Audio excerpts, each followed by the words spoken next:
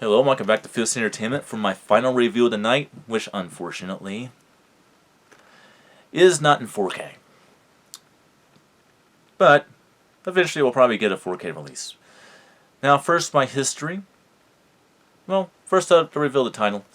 A very underrated vampire film that I like would be this one. I love this movie. I've watched this movie for a very long time. Almost 25 years, I might add. And that would be 1998's John Carpenter's Vampires. Now, do you know this? I've been kind of like going back and forth with the artwork on these. Sometimes I like the original artwork, sometimes I like new artwork. In terms of John Carpenter's Vampires, I kind of like the new artwork on this one. I'm kind of digging it. Obviously, if you reverse this around the snap case, it has the original artwork, which is also very nice. This one is a 2-disc set, I believe. No, take it back, just 1 disc. No, that's definitely different. Might be because it's just a regular Blu-ray, but sometimes, most of the time it's usually, at least has 2.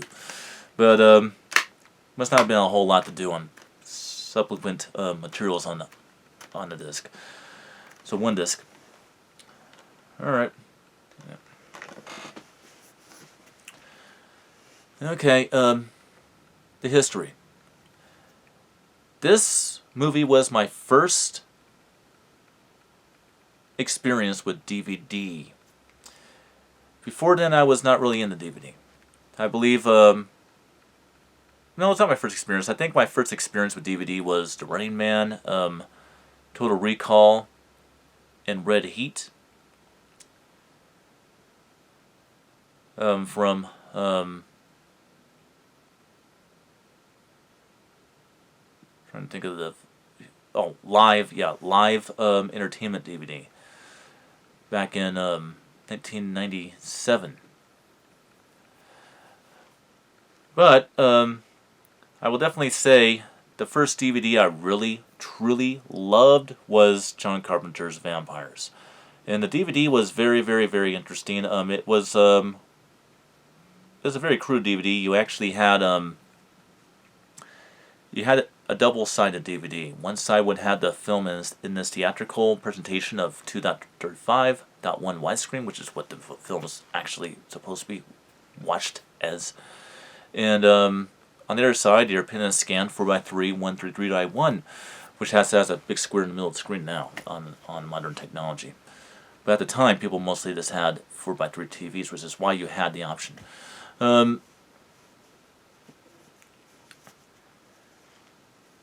he had Dolby Digital 5.1, but it was definitely ahead of his time at the time when he had DVD when it first came out. But this was a really fun vampire movie because this is one of 2 films. Since all these years later, I've definitely seen a lot more movies since then. There are written horror films and stuff like that. Kind of got off of the Freddy, Jason, and Michael thing. In the late 1990s, I was watching other horror films. It was one of 2 interesting vampire films that kind of deal with being a Western as well as a vampire movie. The other one, of course, is Near Dark, which eventually I will try a copy down on Blu-ray of that so I can review it, which is also a wonderful film.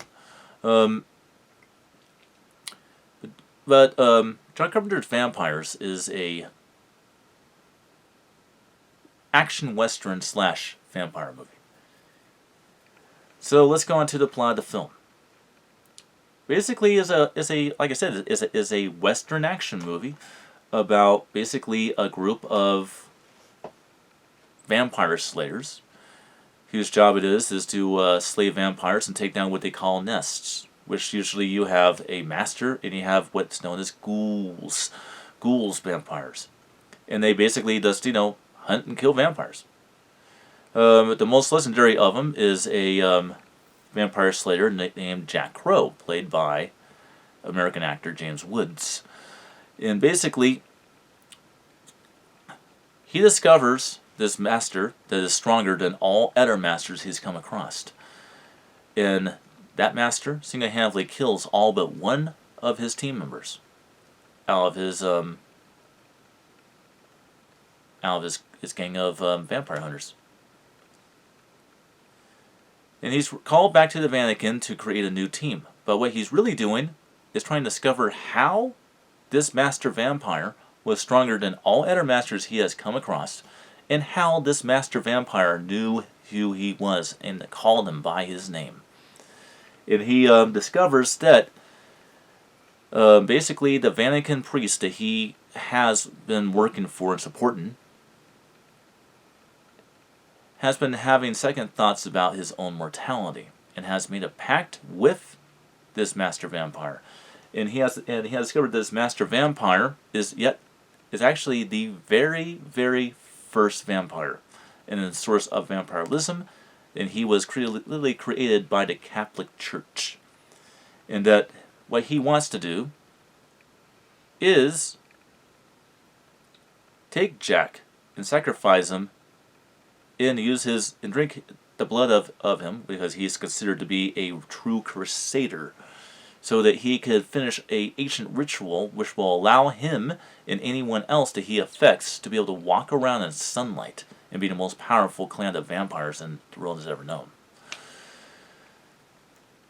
Helping him is his only fellow Slayer from his team that did not get slain by this master vampire, who unfortunately is trying to take this not yet turned vampire, who is eventually going to become one of the living dead, and at some point falls in love and gets infected. And at the end of the film, they slay the master vampire and save the world from absolute chaos. And he tells his friend, I will give you 2 days, but then I'm going to come after you. I will find you, and I will kill you. I will kill her too. But I owe you. And that's kind of where the movie is left off. Very, very fun movie. Like I said, it's more of an action-adventure film than it is a horror film, but it does have a lot of those horror elements with the fact that it's a vampire film. And the vampire creature effects in this film are pretty good. It is all practical. They didn't have to do practical effects in this movie. They could have done CGI, just like just about every movie was doing at the time, but John Carpenter, being an old school individual like myself and very well known for doing practical effects all the time, did practical effects in this movie, which I really appreciated. But yeah, very, very, very fun film. Now the quality of the Blu-ray. Well, I have to check to see if this actually has a 4K restoration or not. No, it doesn't, so that's obviously a 2K. It has a new 2K restoration taken from its original film elements, and a newly remastered 5.1 DTS HDMA sound presentation. And that definitely does add a lot to the film. The picture is a lot better. The color mapping and color grading, you can definitely see it did a lot there. In fact, it did such a good job on it that at times it almost feels like you're watching a 4K scan in a 4K restoration, because it's literally that good, but it is not. It's a 2K restoration. The night stuff is very, very well done. If you can see a lot what's going on there, it doesn't obviously have HDR10, but you can definitely tell that they put a little effort in there to making it really have good contrast. The audio is more lively than the Dolby Digital 5.1 soundtrack that we're all used to. The sound presentation tends to be more thrilling and have a lot more chills going around. There's a lot more action effects, heavy stuff going around your sound environment that really brings the movie to life quite more than it was before. So I have no arguments at all here. This is a short, sweet review, but I cannot stress enough how